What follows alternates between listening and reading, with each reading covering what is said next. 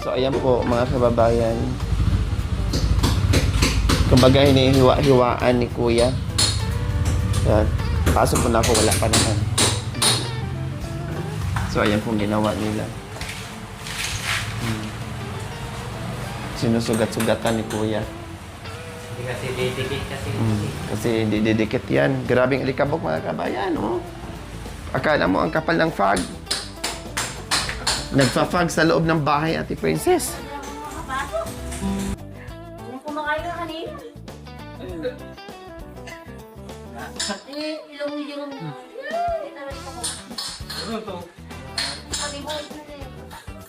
Naligo ka? Naligo po. Oh. Kung kailan ka naligo, saka ka sinabon. Sinabi ko nga, mamaya na ako maligo. Okay lang yun, at least nabawasan ang amoy. Hindi kami makapasok dahil ang kapal ng fog sa loob ng bahay ni Ate Princess. Dahil para kakapit yung tiles natin. Kaya kailangan hiwa-hiwain. Ayun.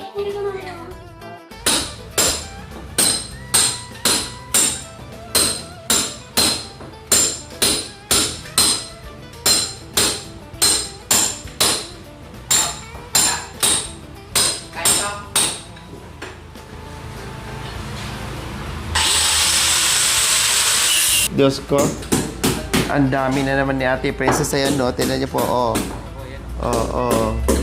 Oh, masusulatan sa alikabok. Oh, diba? Hirap talaga mga kabayan kapag magpa-renovate ka ng bahay na may mga gamit. Talagang, ay, sasabog. Oh, ang dami. Kawawalis lang, kalilinis lang, kapupunas lang ni Princess dito. Oh, namuti lahat. Kamot olo. Ano, ipatigil na lang natin? Ipatigil natin? Kasi naalikabukan na ang bahay nyo. Pwede naman ipatigil natin. No, kuya, no? Oh. Para di malikabukan.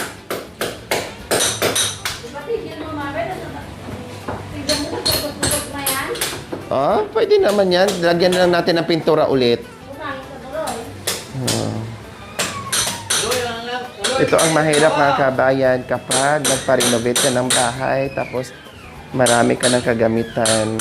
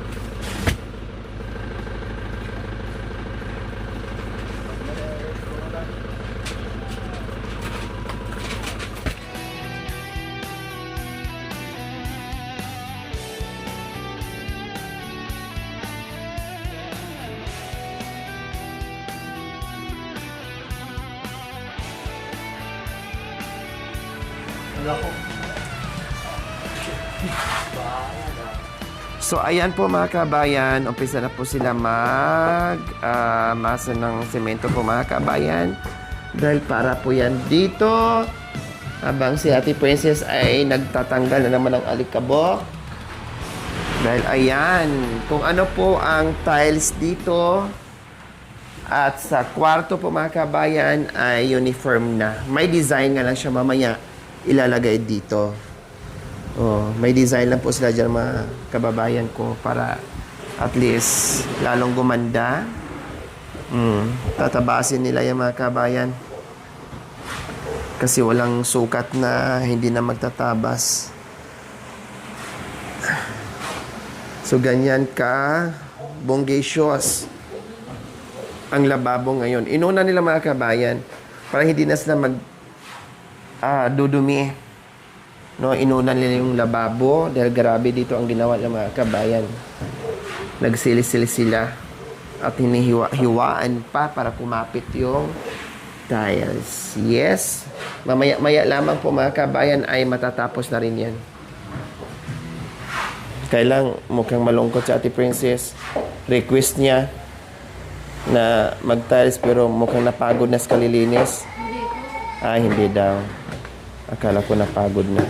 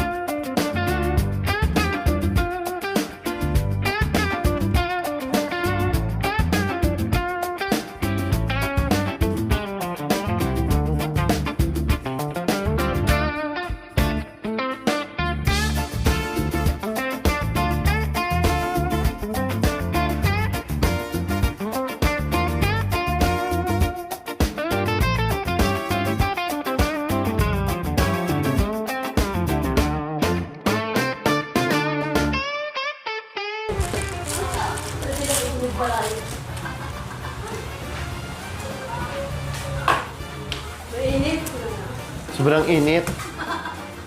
Ay, Diyos ko. Ang init ko yan. Maganda pa doon sa loob mga kabayan, promise, no? Kahit walang electric pan doon. Kahit walang electric pan doon. Dito, Diyos ko, parang pugon. Luto na ba yung tinapay? So, ayan po mga kabayan, nakasalang ang tinapay. Binabaliktad pa ni Kuya. Aris, hindi pa luto. Ayan, no? Kulang pa, isang baliktad pa yan.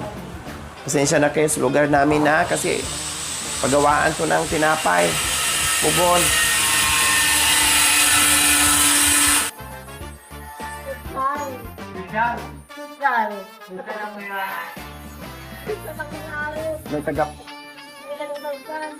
May taga-pay-pay.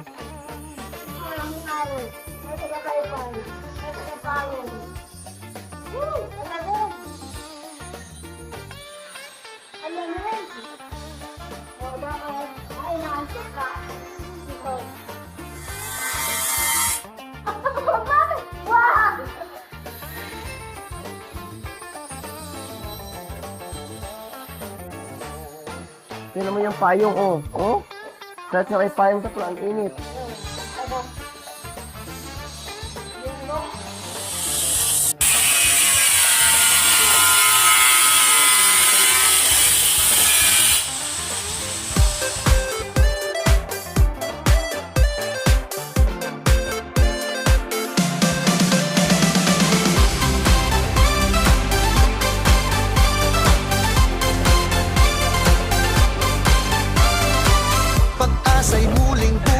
Sayo na lang natin yung init mga kabayan.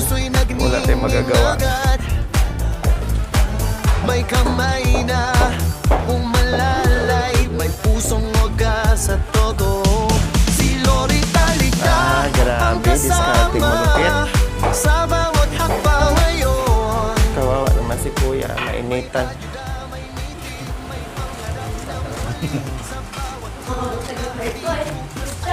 Oh, syempre para hindi magpawisan.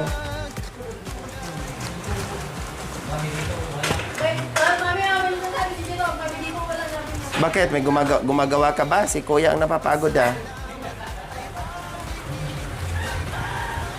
Di ba? Kahit pa paano nabawasan yung init ni Kuya na naramdaman niya. Grabing init, Kuya, no? Grabe talaga as in. Oh, kasi may lilim po dyan, Kuya. Kahoy pa lang. May kahoy dyan. Grabe talaga as in. Uy, sa inyo ganito din ang banyo, Kuya? Ganito rin po. Pero may... Mas mainit yun sa amin kaysa dito. Ha? Eh, paano pag ganitong oras? Saan kayo? Nakababad po ako sa tubig. Ay, may swimming pool kayo? Wala. Pero walang kisame. Wala pa po. Ano yung pangkon eh. Grabe, Kuya, no? Mas mainit pa daw dito yung sa kanila. Wala pa po sing kahoy doon. Eh, paano kung ganitong oras? Saan kayo? Doon na sa kwarto? Yung sa kwarto lang po ang may kisame. At least kahit papaano ay nabawasan. Init talaga po dito. Grabe, no? Sa totoo lang talaga, mga kabayan. Mainit talaga. Pero kung isolation, ano, Kuya, no? Medyo maibsa, no? May isolation, ano bang tawag doon? Isolation foam ba yun? Yung kwarto nyo, Kuya, na mayroong kisame, hindi mo na maramdaman yung init. May init pa rin po. Pero hindi na masyado. Oh. Parang ganito lang kainit dito. Ala, grabe, no? Pero pag dyan sa kanila, wala pang kisame, may malamig po. May kisame sila ni Kuya, mga kabayan, sa kwarto nila. Pero mga ganito pa rin kainit. Walang patay na electric fan, Kuya? Wala kasi dito. Tuloy-tuloy ang electric fan. Ngit. Lalo na sa linggo, walang kuryente. Hanggang alas 8. Sa SM na lang tayo magkita, Kuya. Magtambay tayo doon. Punta kami ng Karaya po. Yun. Cagayan Valley? Karayan. Karayan po. Ay, Karayan. Wow. Manguha ng tulya. Doon na lang kayo maglabing-labing ni misis mo. Malamig pa doon sa Karayan. Walang hilig sa Karayan? Mainitan. Ayaw ni ate mainitan.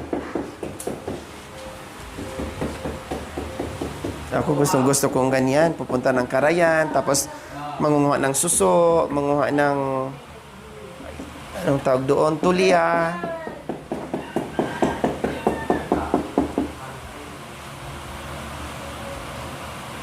Wow, perfect ha. Nakikita ko na yung outcome, mga kabay. Excited na ako.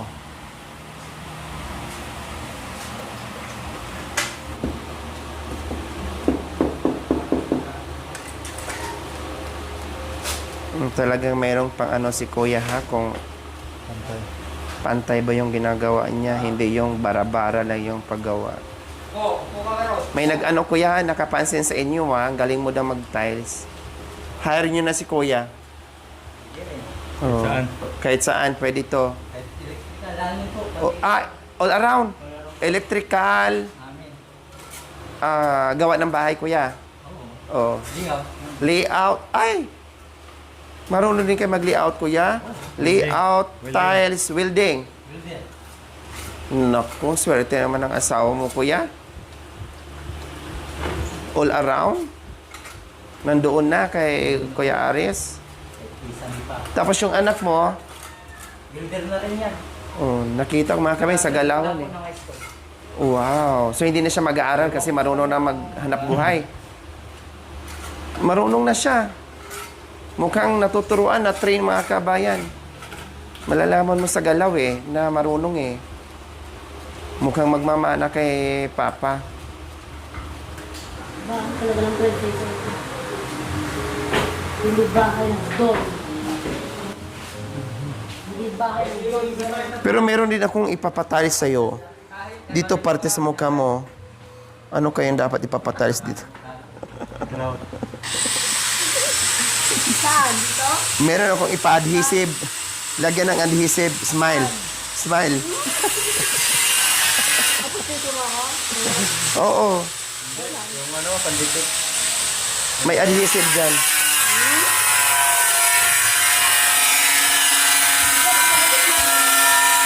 Pag di na busy na siya.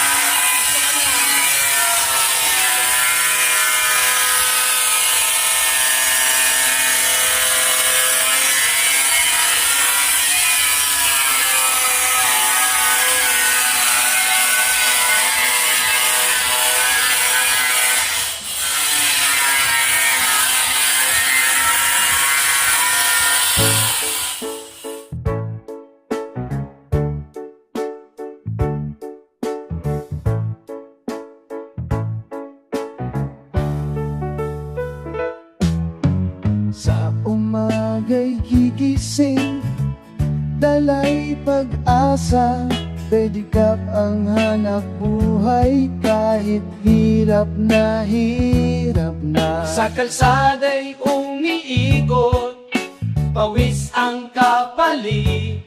Para sa pamilya niyang siya'y mahal na mahal higit.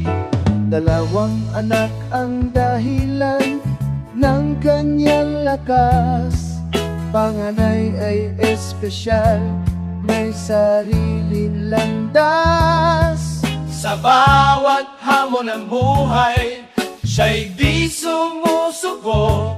Kahit bahay nila'y gulo, puso niya'y buo. Kahit napabayaan ang tahanan nila, pagod at problema'y sabay-sabay na. Ngunit may dumating na liwanag sa dilim. Team Lori, Dalay pag-asa at paglingap na taimtim. nilinis ang tahanan, inayos ang buhay sa munting kubo nila. Saya'y muling sumilay. Unti-unting nagbago ang kanilang paligid. Dating magulo Ngayo'y maayos at malinis. at malinis, Ang mga batay ngumiting. pag-asa'y nadama sa tulong ng iba. Umangon ang pamilya. Hindi lang bahay ang kanilang inayos, kundi puso't pangarap na halos ay naubos. Sa bawat tulong, may pag-ibig na alay. Na nagbigay lakas Para muling magtagumpay.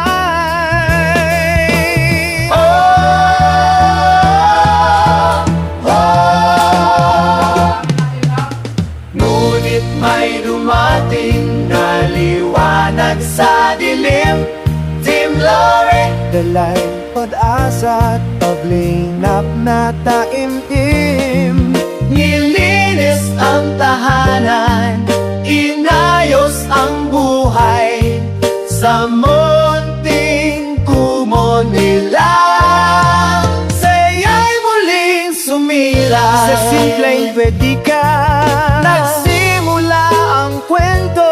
Yang minsan ama na di kailanman sumuko. At sa tulong ng iba May bagong simula. sa tahanan Dating gulo, ngayon puno. ngayon punong saya. Sa tahanang dati gulo, laya. Ngayon puno ng saya.